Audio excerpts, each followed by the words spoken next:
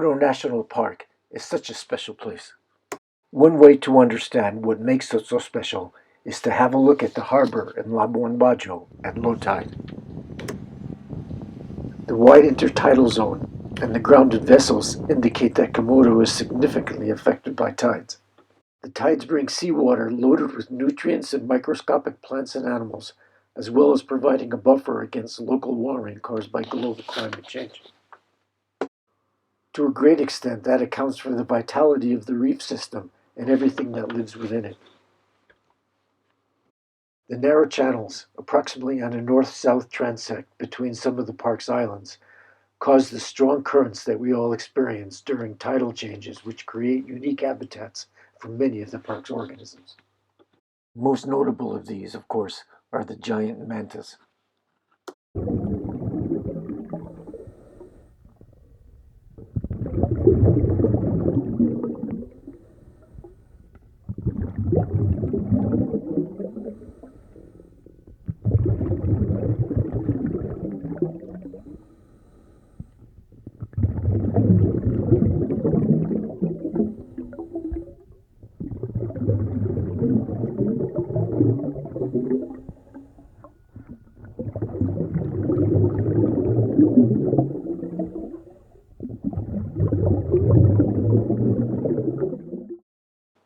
And hello to everybody who was on our trip. I sure hope to see you all again.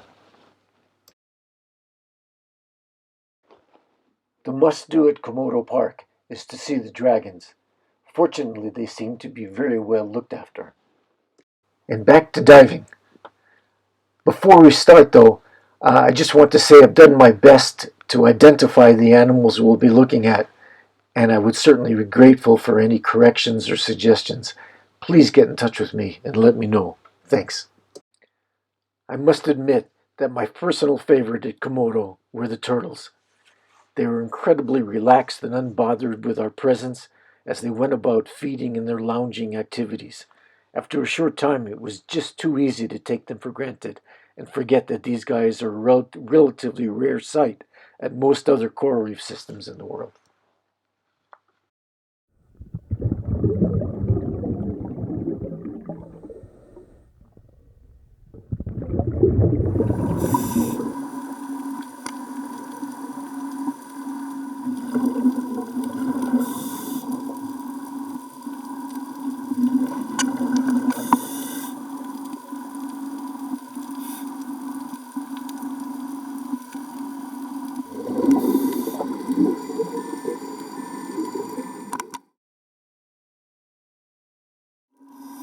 Between the mantas and the turtles, it was too easy to forget some of the smaller organisms that we saw at Komodo. Fortunately, Patrice was sure to point out some of the numerous flatworms and nudibranch species at Komodo.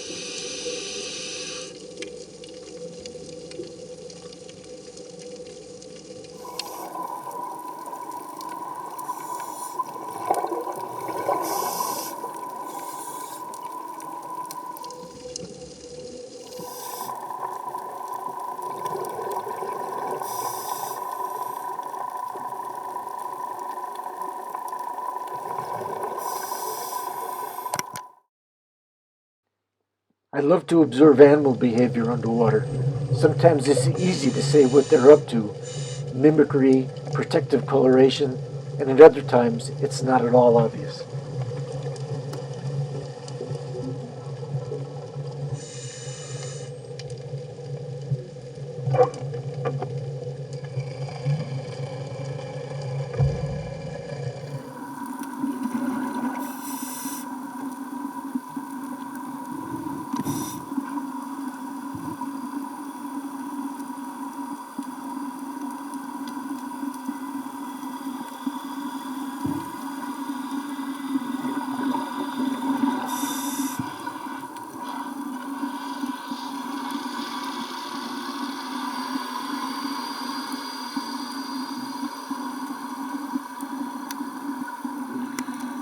I make a point of looking inside every big barrel sponge I see because I always find something incredibly beautiful.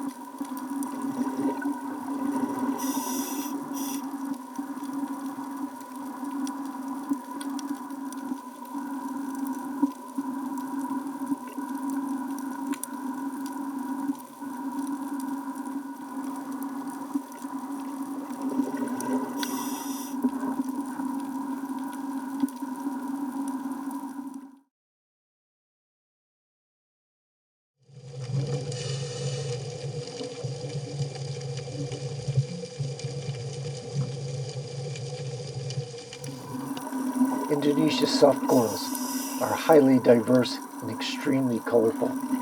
Unfortunately, color can sometimes lead you down blind alleys when you're trying to identify species, but nevertheless, they're just beautiful.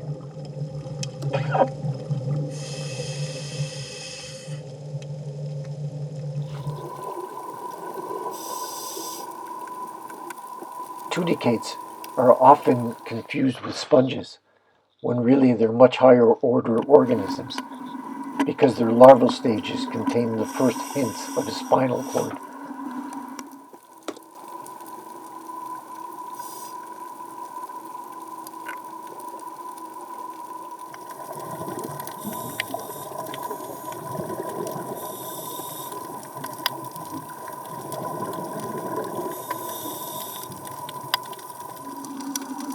And everyone loves to see sharks.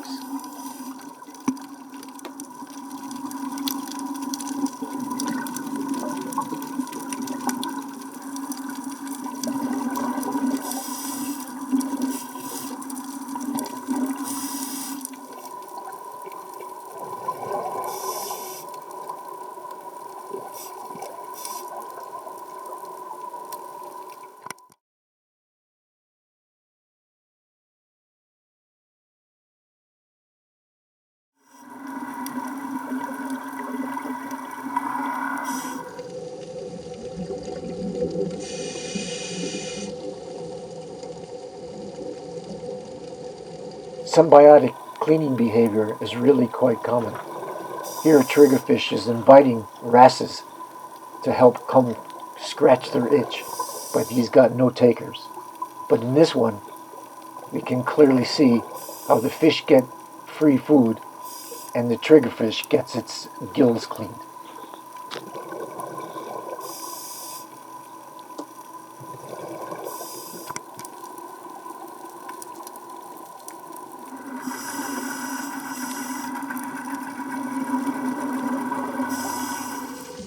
And perhaps the most famous symbiotic relationship is that between certain types of sea anemones and so-called anemone fish, and sometimes clownfish.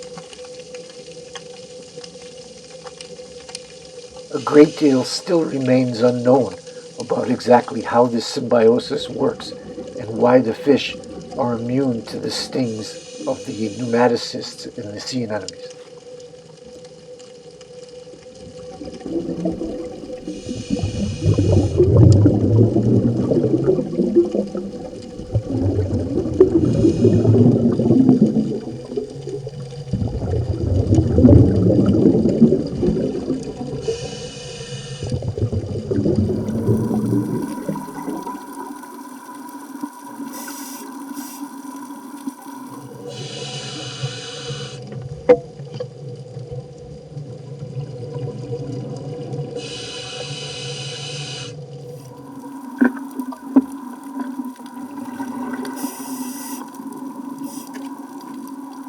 While night dives can be a little bit unnerving at times, there's no doubt that you get to see some species that you never see during the day, especially just at sunset when it's getting dark.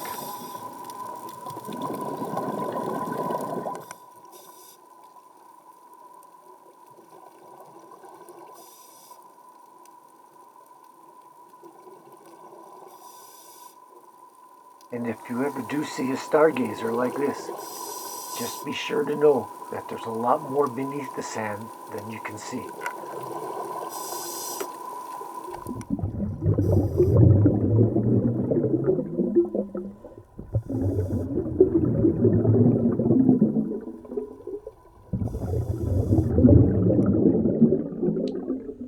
And it's always exciting to see moray eels.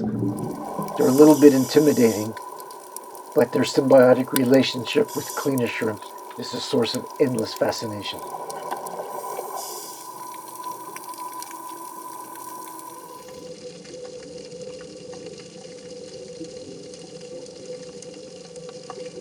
And finally, butterfly fish and angelfish may be the most beautiful fish in the sea. I never get tired of taking pictures of these guys.